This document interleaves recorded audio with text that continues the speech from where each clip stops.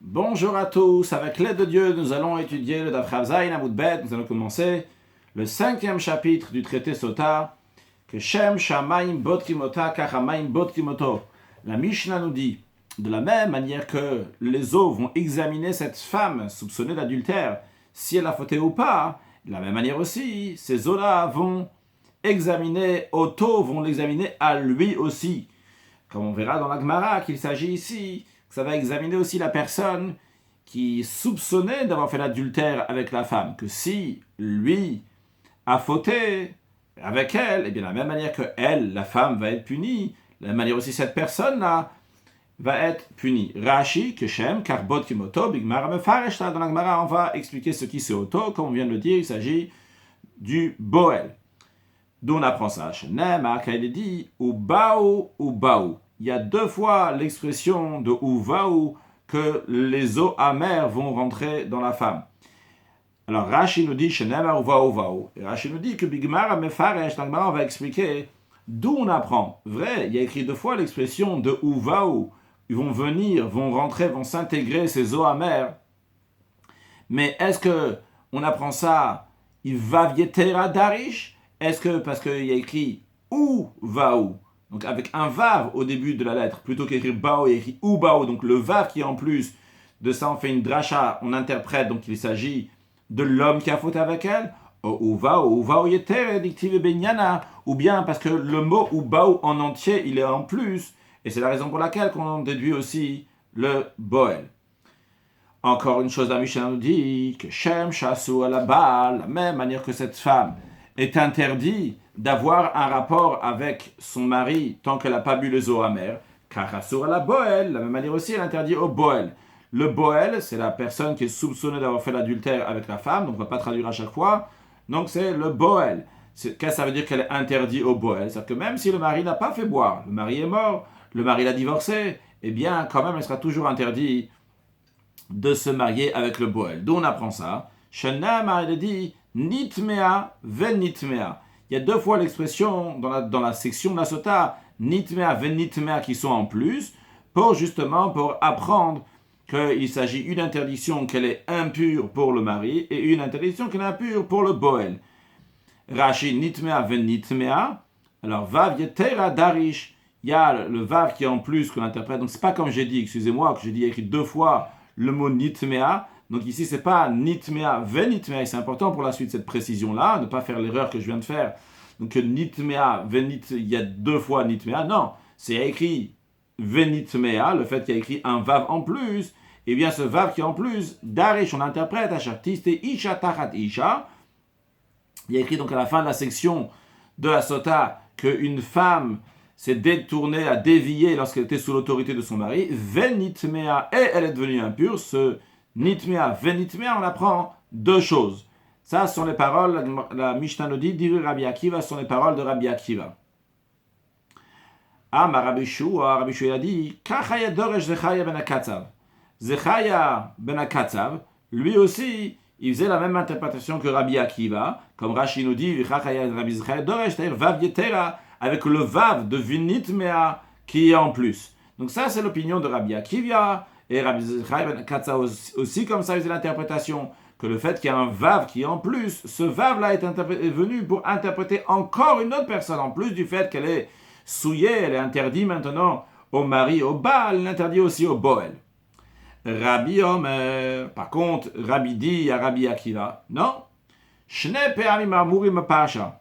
Les deux fois qui sont dites dans la section de la sortie, il y a écrit Nitmea venitmea, Echad le Baal. Une fois c'est pour le Baal, Echad le Boel, et une fois c'est pour le Boel. Donc en autre mot, Rabbi n'est pas d'accord avec Rabbi Akiva qu'on apprend Baal et Boel du Vav qui est en plus dans venitmea, mais lui dit il y a un mot nitmea et un deuxième mot venitmea, et chacun d'eux vient nous interpréter quelque chose. Il y a le nitmea qui vient nous apprendre pour le Baal, il y a le nitmea qui vient pour nous apprendre pour le Boel. Donc il n'est pas d'accord que c'est la dracha, l'interprétation c'est avec le Vav, mais il dit c'est le mot lui-même qui est en plus. Voyons Rashi, Shte pe'amim, donc les deux fois qui est dit dans la paracha. Alors en vérité, je vais dire d'abord vraiment donc, l'idée de Rashi en général. En vérité, dans la paracha de Sota, il n'y a pas écrit seulement 2 fois Nitmea, il y a écrit 4 fois l'expression de Nitmea.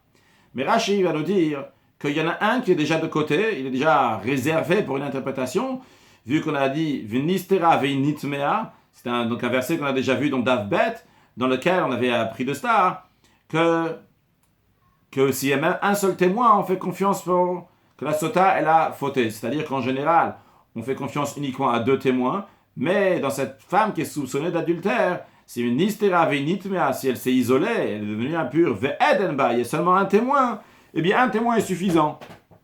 Donc Rashi nous dit, ce nitmea, il est déjà casé, entre guillemets, il est déjà pris pour une dracha.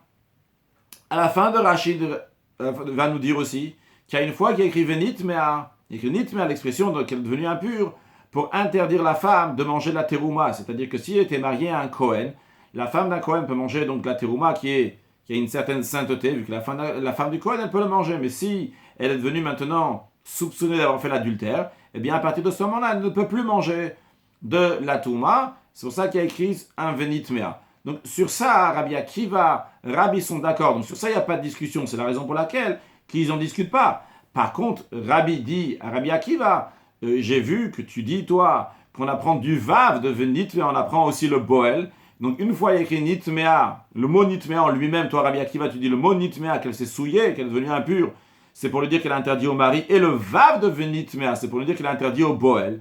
Alors Rabbi dit, non, moi je suis pas d'accord avec toi.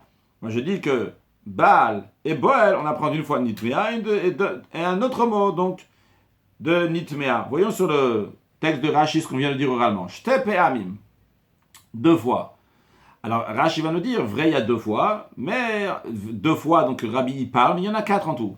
Alors, Rashi nous dit déjà, il y a écrit une fois, venistera venit, mais la femme s'est isolée, elle est devenue impure. L'homme iminia naou, il ne fait pas partie du compte, donc ici, des 2 fois. Pourquoi? Deokimna, on a déjà fait tenir ce verset, on a déjà interprété ce verset, le Tuma Vadaït, Be'adecha, dans un cas, on est sûr que la femme a la fauté, il y a un seul témoin, Be'perekama, qu'on avait dans le premier chapitre. Elle a, quelles sont ces 2 fois-là? Rashi nous dit, ça c'est un, le mari a mis en garde sa femme alors qu'elle est devenue impure. Dans la suite, il y a écrit, ce fut si elle est devenue impure. Après Rashi, donc c'est ces 2 fois-là qu'ils discutent. Et après Rashi nous dit, il y en a encore une 4e fois qui est écrit, mais qui ne nous concerne pas pour ici, pour les 2 fois d'ici. Il est écrit, à la fin de la section de Sota, il y a écrit, si une femme s'est déviée, lorsqu'elle était sous l'autorité de son mari, elle est devenue impure. Ou Bigmara, dans la Gemara, on verra que Darish Rabbi Akiva l'itouma, que Rabbi Akiva il interprète ce venitmea. Donc il y a la fin de la section de Sota pour nous dire qu'elle est interdite de manger la trouma. Et Rashi nous dit sur ce venitmea, donc il y a la fin que la femme elle est interdite de manger la trouma. Et Rabbi Nami Modé, Rabbi aussi il est d'accord avec Rabbi Akiva sur ce point-là. Il ne discute pas que la femme elle est interdite de la trouma et qu'on apprend du verset venitmea. Alors sur quoi la marloquette de Rabbi et Rabbi Akiva? Alors, la raison pourquoi Rabbi a pris seulement 2 fois le venitmea ici pour dire qu'il est en désaccord avec Rabbi Akiva. Vetulo, il n'a pas pris d'autres venitmea. La raison elle est Mishum, parce que des Shamel et Rabbi Akiva, le Bach il corrige ici, il faut dire pas Shamina, des Shamel, de Rabbi Akiva, donc il a entendu l'interprétation de Rabbi Akiva, des Darish qu'il interprète, le Baal ou Boel, lui il apprend que la femme elle interdit au Baal, elle interdit au Boel, il apprend ça, mais Ribouya de Vav, du fait qu'il y a un Vav qui est en plus, de Vav Yetera. Et Kamar le Rabbi lui dit, écoute, toi Rabbi Akiva, tu dis qu'il nitmea, c'est pour le Baal, venitmea, c'est pour le Boel. Rabbi dit, non, Baal ou Boel, le Baal et Boel, min nitmea, un verset pour le Baal, venitmea, un verset pour le Boel, nafke, c'est là qu'on déduit, v'lodar shevave. Je ne fais pas l'interprétation des Vav comme toi, Rabbi Akiva, tu l'as fait. Bien, donc ça c'était un premier sujet de la Mishnah. Continuons la Mishnah, Bo Bayom Daraj Rabbi Akiva. Ce jour-là, Rabbi Akiva a interprété le verset suivant. Alors, voyons Rashi d'abord. Bo Bayom Darash. Ce jour-là, Rabbi Akiva a interprété. Rashi nous dit, Masachet Brachot, dans le traité Brachot Abrina nous dit, Dechol Hecha de Tane Bo Bayom. Qu'à chaque fois qu'il y a l'expression Bo Bayom ce jour-là, Huyom Shehoshivu et Rabbi Lazar ben Azariah le Nesiut, c'est le jour que Rabbi Lazar ben Azariah est devenu le Nasi, le chef du peuple juif. Et ce jour-là, Shenitrabu Talmidim, parce qu'il y a plein d'élèves qui se sont rajoutés dans le lieu d'étude. Car chez Nat Norushut Likanes, l'école, on a donné la permission à tout le monde de rentrer dans le lieu d'étude. Pourquoi avant on ne pouvait pas? Avant on ne pouvait pas. Parce qu'avant, Rabbi Elazar ben Azaya, Shaya Rabban Gamliel Omer, c'était Rabban Gamliel le Nasi, le chef. Et il disait, Kol Talmid Chacham Shen Tocho Kebaro. Tout érudit en Torah, que son intérieur n'est pas comme son extérieur, Alikanes Lebet HaMidrash. Il ne veut pas rentrer dans le lieu d'étude. Mais Rabbi Elazar ben Azaya a enlevé cette barrière, il a dit que tout le monde peut rentrer. Et alors, Veravta Torah, Bobayom, ce jour-là, donc la Torah s'est multipliée, s'est agrandie. Il n'y avait pas une loi qui restait entre guillemets suspendue dans le lieu d'étude chez le Pirchoua, qui n'ont pas expliqué, car tout a été expliqué avec tout le monde qui avait, la Torah s'est multipliée. Non, quel rapport ici? On va donner des interprétations des choses qui a priori n'ont aucun rapport avec la Sota dans la suite de la Mishnah que nous allons apprendre dans ce cours aujourd'hui. Et pourquoi c'est interprété ici ce beau bayom, ce qui s'est passé ce jour-là? Rashi dit, Nirbeina, il me semble, que l'interprétation que nous vient de voir il y a un instant sur Nitmea Venitmea del El, qui juste avant, Nami Bobayom Ava, c'était aussi ce jour-là. Donc c'est-à-dire, Rashi nous dit bien qu'il n'y a pas écrit au début de la Mishnah Bobayom, et on a pris donc la discussion de Rabbi Akiva et de Rabbi Yehuda sur Nitmea Venitmea, sur l'interdiction du Baal, du Boel. Eh bien, Rashi nous dit, il me semble que c'était aussi, s'est passé Bobayom ce jour-là, que Rabbi Elazar ben Azaya est devenu le Nasi, le chef du peuple juif. Voyons dans la Mishnah, donc, qu'est-ce qui a été dit ce Bobayom d'Arash Rabbi Akiva. Rabbi Akiva a interprété. Il y a le verset dit dans Parashat Shmini, dans le livre de Vaïkra, il y a écrit Kli Cheres, un ustensile en argile, Ipol Me'em El Toro, dans lequel va tomber dans son intérieur, dans l'intérieur du ustensile en argile, va tomber un des 8 reptiles, que la Torah elle dit que lorsque ces 8 reptiles sont morts, et ils sont en contact donc avec un être humain ou avec un ustensile, il va les rendre impurs, avec des aliments aussi, ça va les rendre impurs.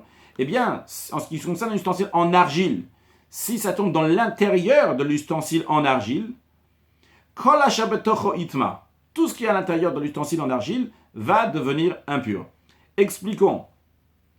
En général, tout d'abord, comme on vient de le dire, il y a 8 reptiles morts que la Torah dit que ces reptiles-là, lorsqu'ils sont morts, ils rendent impurs un être humain, des ustensiles ou des aliments.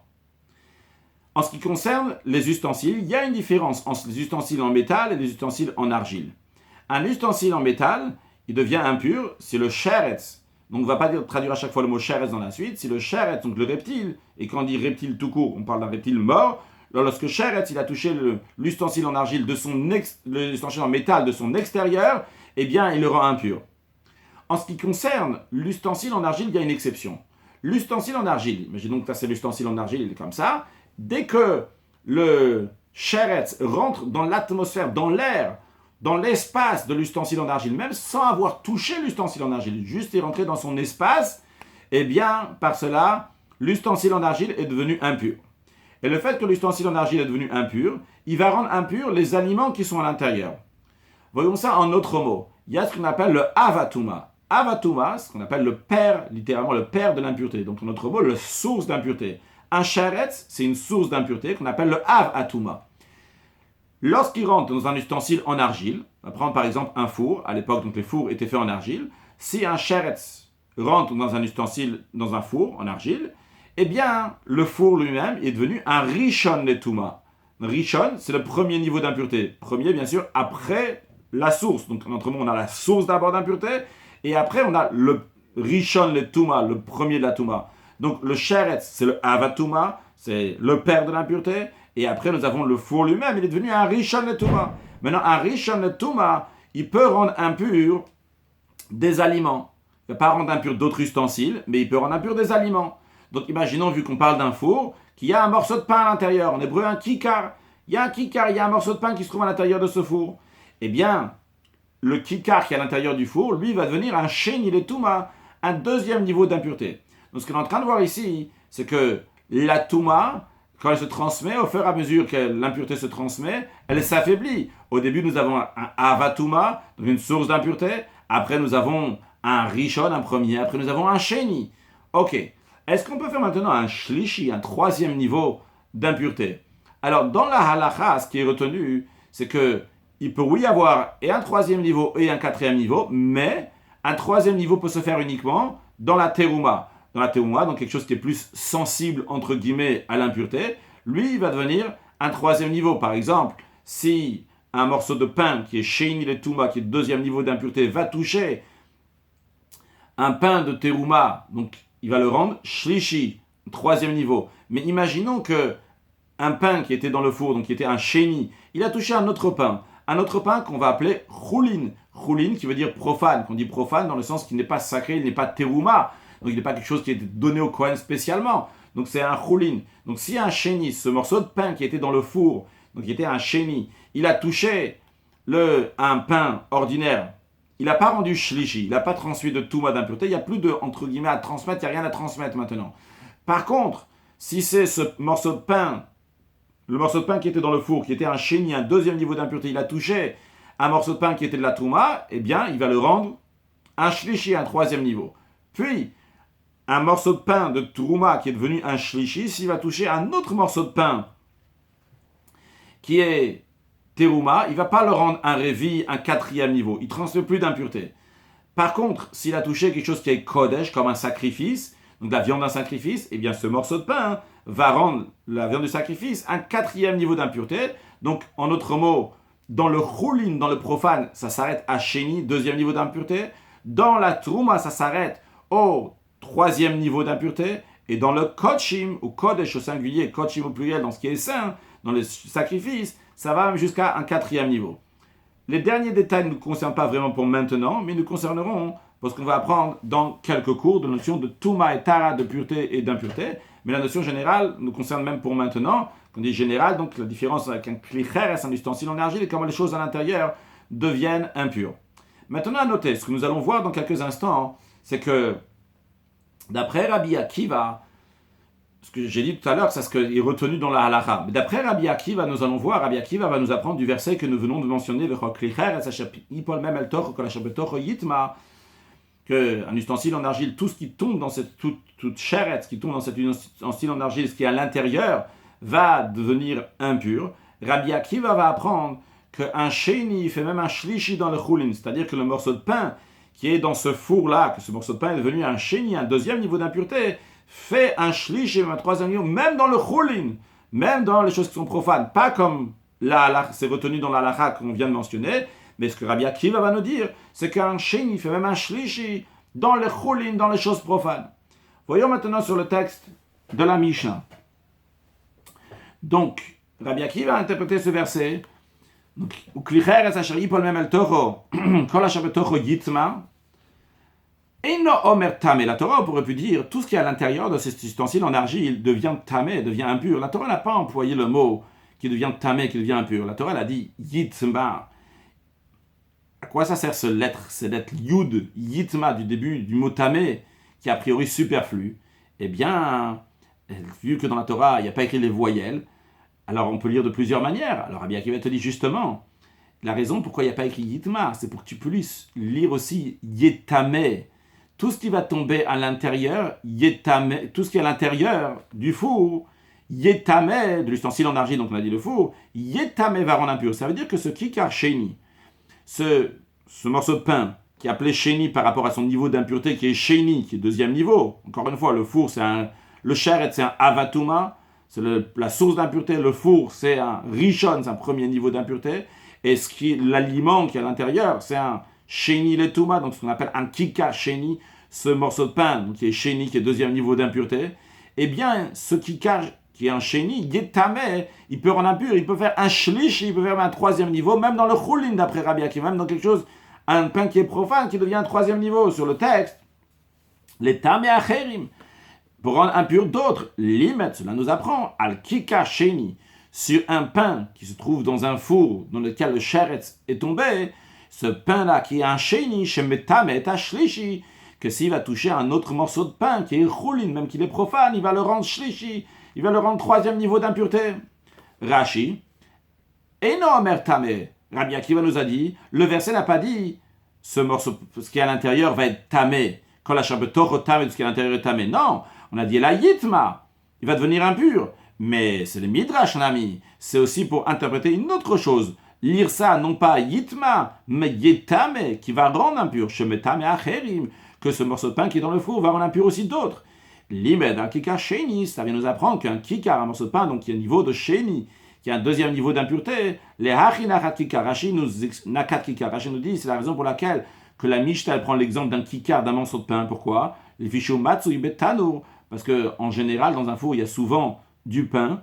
Et le tanour, le four, shokli cheres, c'est un ustensile qui est en argile. Et on nous dit que ce kikar sheni, ce morceau de pain qui a un deuxième niveau d'impureté, shebetam et ashlishi, qui rend impur le troisième, c'est-à-dire bituma dans la terouma.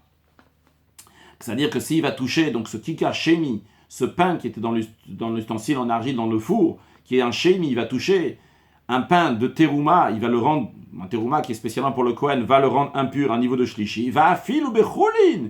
D'après Rabbi Akiva, même si c'est un pain ordinaire, profane, donc il n'est pas terouma, lui aussi il va devenir impur avec une touma d'un niveau de troisième degré d'un shlishi, dikra stam actif, parce que le verset, il dit, kol hashabetocho yetame, tout ce qui est à l'intérieur, il va rendre impur un autre niveau, il va rendre impur quelque chose d'autre, il n'y a pas qu'il va rendre impur uniquement la touma, il va rendre impur n'importe quelle chose, ça peut être aussi un autre morceau de pain.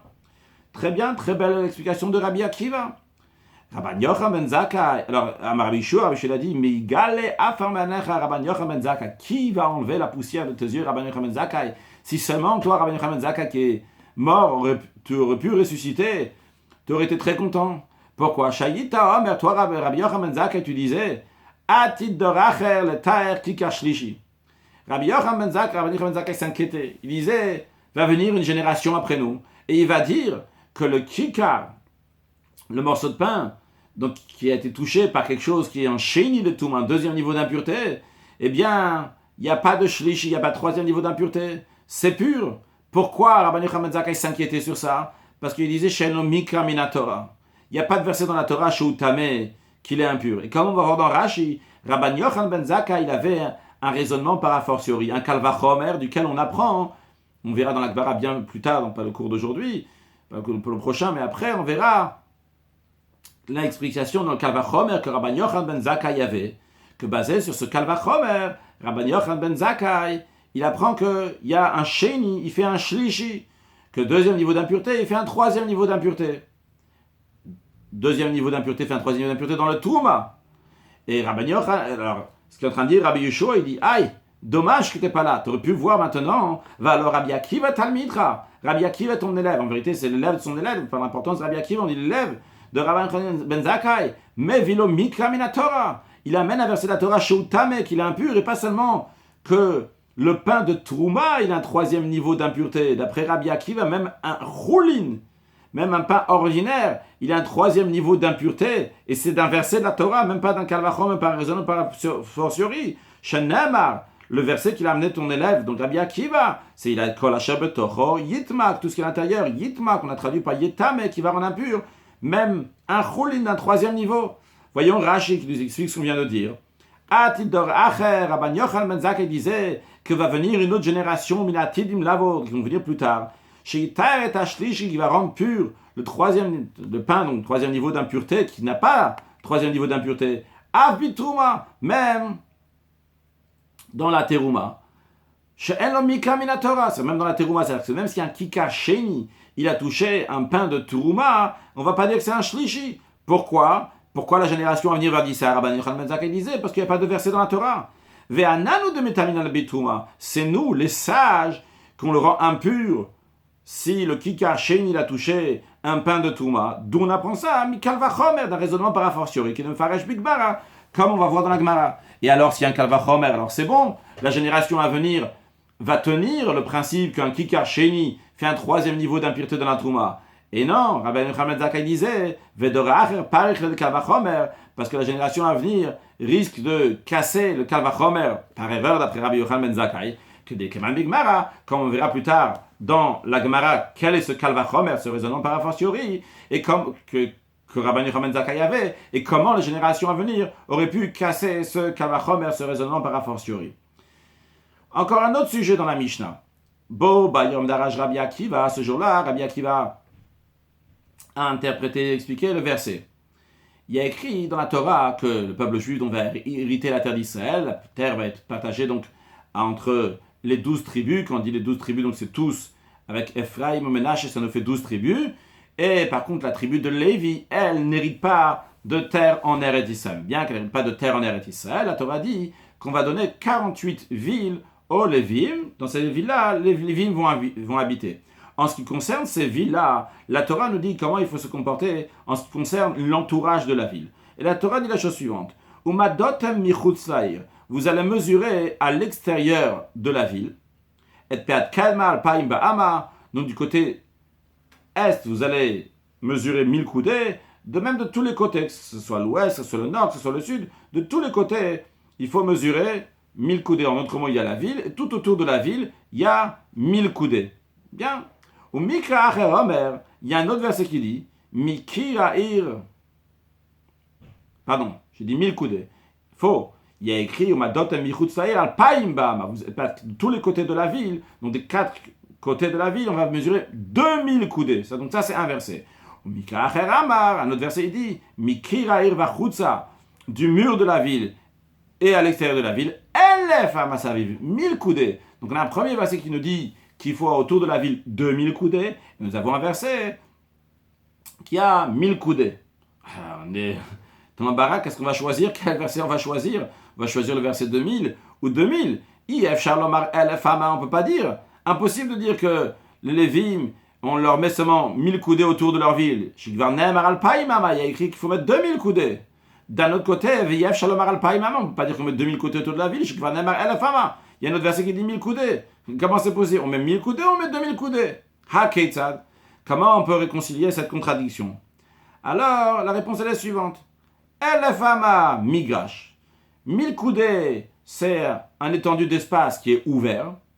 Ve'alpaimama trum Shabbat. Et 2000 coudées, c'est le trum de Shabbat. C'est-à-dire, il y a une notion qui s'appelle le trum de Shabbat, qu'on n'a pas le droit de marcher à l'extérieur de la ville 2000 coudées.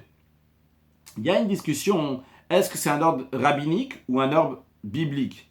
D'après Rabbi Akiva, justement, il nous dit ici, il y a écrit un verset 1000 coudées, un verset 2000 coudées. Alors ça veut dire que tu mets 1000 coudées, c'est l'espace ouvert donc autour des villes pour les Lévim.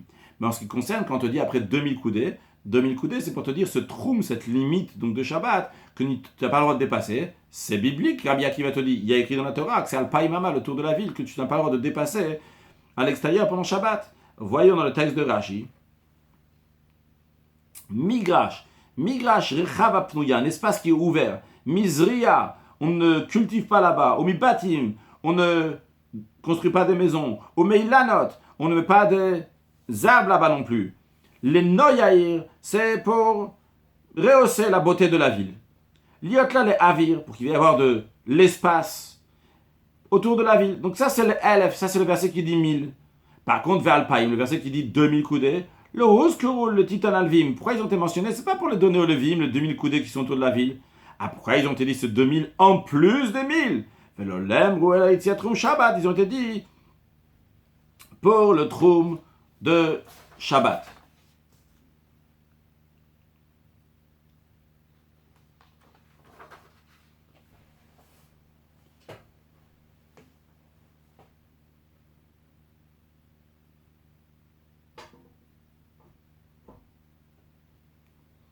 Alors, j'ai un doute maintenant, est-ce que c'est 1000 plus 2000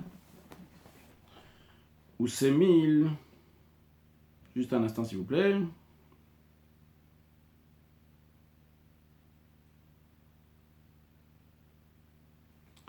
Ok, a priori, si je ne me trompe pas, j'espère que c'est le cas, ici il y a 1000 coudées et les 2000, donc les 2000 sont englobés dans les 1000.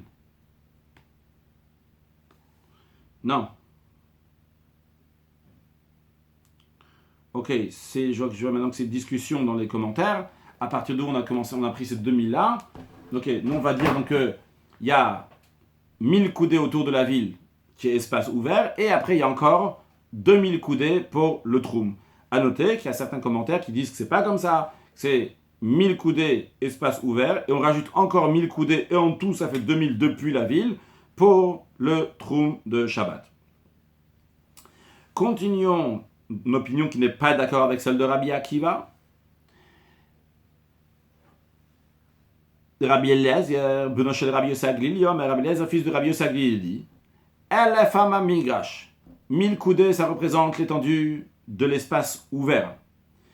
Ve'alpaim mama, et 2000 coudées, c'est pour Sadotu Kramim, c'est pour qui vont faire des champs et des vignes. Rashi, Sadotu Kramim, Valpaïma Masaviv, Natul Alvim. Donc, 2000 coudées qui ont été donnés autour. Mehem, de ces 2000-là, Hinichu Elef Savivair le Migash. Donc, dans les 2000 même, il y a 1000 et 1000. Donc là, c'est clair, c'est 1000 et 1000 d'après Rashi. Donc, ils ont mis Elef, 1000 autour de la ville pour Migash, pour espace ouvert. Véachar, les autres 1000, Sadotu Kramim, c'est des champs et des vignes. Donc, voilà une discussion en ce qui concerne le Troum. Encore une autre discussion dans la Mishnah. Bo, Bayom Daraj Rabbi Akiva, ce jour-là, Rabbi Akiva a expliqué le verset. Il y a écrit Yazyash, Moshe Uvnei Israël Tashira Zot Lachem, Vayom Roulemor. Moshe, les enfants d'Israël, ils ont choisi de chanter ce cantique à Hachem, Vayom Roulemor. Ils parlèrent pour dire. Alors, Shen Talmud Lomar Lemor, le verset ne veut pas dire le mot Lemor. Rashi explique, Shen Talmud Lomar Lemor, il ne faut pas dire Lemor, pourquoi? Ça ne ressemble pas aux autres expressions de Lemor qui est dans la Torah.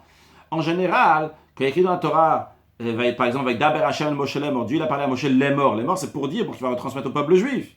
Mais ici, quand il y a tout le peuple juif qui est là, c'est quoi ce Lemor à qui tu vas transmettre? Le Rashi dit ça ne ressemble pas aux autres Lemor de la Torah. Shrina Medaber Adibur, que la Shrina, donc elle dit la parole, le Moshe à Moshe, donc Dieu il parle à Moshe, l'Arzor ou que lui va répéter, ou le Ombre l'Israël dire l'Israël, avec le calme ici. Elle n'a marqué ici, on ne peut pas dire que on va répéter à qui tu vas répéter, c'est le juif eux-mêmes qui ont dit la Shira. Ah, il m'a Talmud Lomar Lemor, pourquoi il a dit Lemor? Mais là, d'après Rabbi Akiva, ça va nous enseigner Shayo Israël Onim Shira Hachel Moshe, que le peuple juif répondait à la Shira au cantique, à la suite de Moshe, Al Kol Dava Vedava, sur chaque chose que Moshe disait, eux ils répétaient ce que Moshe disait. Que Korin et Hallel, comme on lit le Hallel, que certains passages du Hallel, dans certaines coutumes, c'est qu'il y a l'officiant qui dit le Hallel et le public répète de l'officiant. Le Karnem Lemor, c'est pour ça qu'il a dit Lemor d'après Rabbi Akiva. Rashi nous dit que Kor et Hallel, Big Bar, Mefarsh, donc on va expliquer. Donc il y aura plus de détails sur ça. Deuxième opinion, Rabbi Nechemia Omer, non, que Korin et Shema. Il faisait comme on lit le Shema, mais que Korin et Hallel, non pas comme on lit le Hallel. Donc on verra dans la Gemara qu'on récite le Shema, donc il y en a un qui commence et les autres suivent de lecture du schéma. Donc deux opinions sur comment ils ont lu la Shira. On verra plus de détails bien plus tard dans la Gemara. Encore une autre chose dans cette Mishnah. Bo Bayam Daraj Rabbi Yeshua ben Okenus. Ce jour-là, Rabbi Yeshua ben Okenus a dit la chose suivante.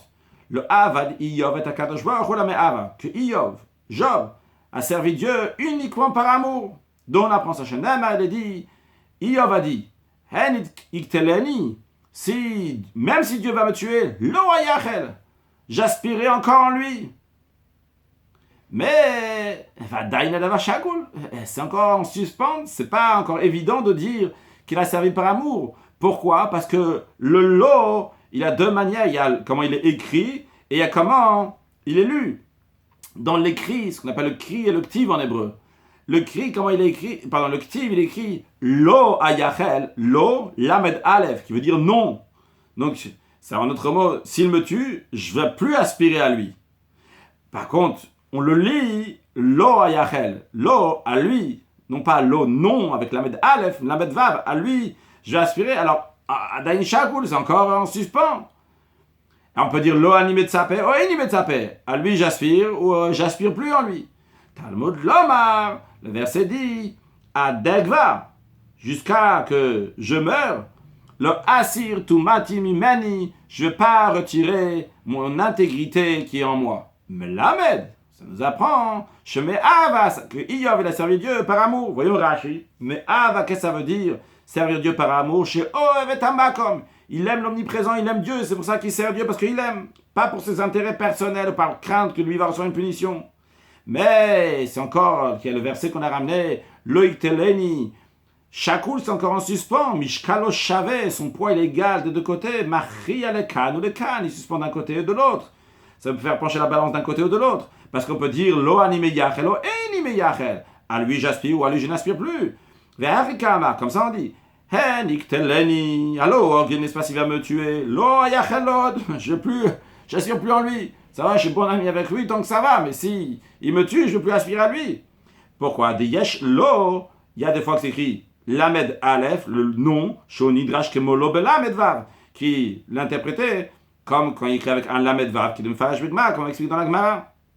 Mais vu qu'il y a l'autre verset, le verset qui dit Adek valo asir tumati memani, que jusqu'à que je vais mourir, je ne vais pas enlever mon intégrité qui est en moi. De là, on apprend qu'il a fait me'ava, qu'il a fait par amour. Extraordinaire, on a une explication que Iyov, il a fait Ava.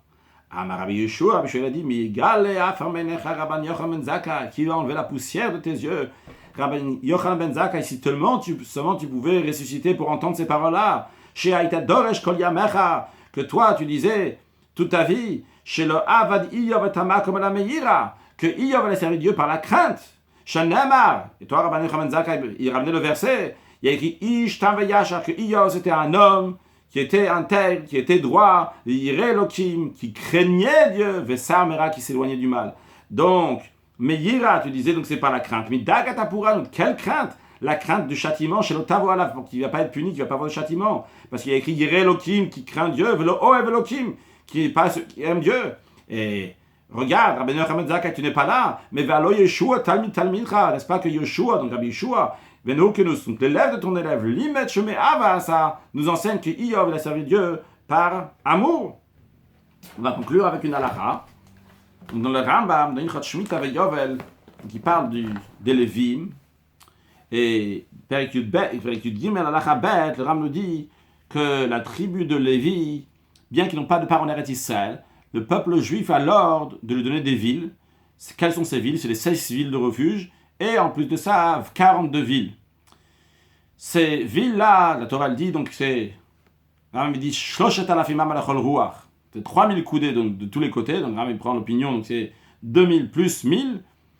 Comme il y a écrit, Mikir arrive à Chutza elef amasaviv, il y a écrit 1000 coudées. Et à la suite, il y a écrit, Malotem Chutza pat kalem alpaim ba'ama, pat teng alpaim ba'ama, pat yam alpaim ba'ama. Ça, donc tous les côtés de la ville, donc que ce soit l'est, l'ouest, le nord et le sud, c'est...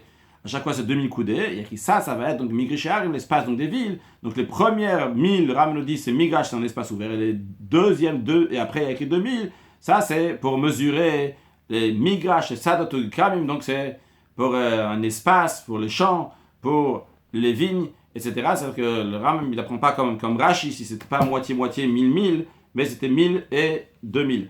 Un sujet de Chassidut, j'ai lu dans Chabadpedia, aujourd'hui il y a Wikipédia, Chabadpedia, chose très intéressante là-bas, chercher un sujet de Chassidut sur le Troum, pas trouvé grand-chose, en tous les cas il ramène de la Kabbalah, il y a plusieurs sujets sur ce Netzach, Chod, Yesod, Malchut, comment ça correspond donc au Troum, comment c'est les forces du mal qui sont rapprochées donc de ce monde matériel et comment ça correspond finalement à 2000 coudées aujourd'hui sur le plan spirituel dans les sphirotes. Je ne vais pas expliquer ça maintenant. Il ramène aussi le Kavanot à Arizal. Donc, le Arizal donc l'explique qu'il y a deux manières quand quelqu'un profane le Shabbat. Donc il a fait un des 39 travaux qui sont interdits pendant le Shabbat, ou quand il sortit à l'extérieur du Troum pendant le Shabbat. Lorsque quelqu'un il sort à l'extérieur du Troum pendant le Shabbat, eh bien, ça, c'est une punition pour l'âme. Parce que c'est lui, il a pris son âme, il l'amenait donc ailleurs. Donc, son âme qui sera punie, il dit ça se fait dans le Gehinnom, dans l'enfer. Par contre, lorsque quelqu'un il profane le Shabbat dans les 39 travaux, eh bien à ce moment-là, donc c'est pas qu'il a pris, il est parti ailleurs, mais qu'il a dans le Shabbat, donc il a amené quelque chose qui est négatif. Et là, donc, il mérite la mort, chas shalom, si donc il a fauté dans les 39 travaux de Shabbat. Donc ça, c'est encore de la Kabbalah, c'est du Harizal. Un petit mot de Chassidut, là-bas, il ramène donc de Keter Shem Tov, qu'il parle qu'il y a plusieurs niveaux de divinité qui se trouvent dans différents endroits. Et il dit que le Troum, ça représente un Or Makif, vu que c'est quelque chose qui entoure la ville, ça représente une lumière qui entoure la ville.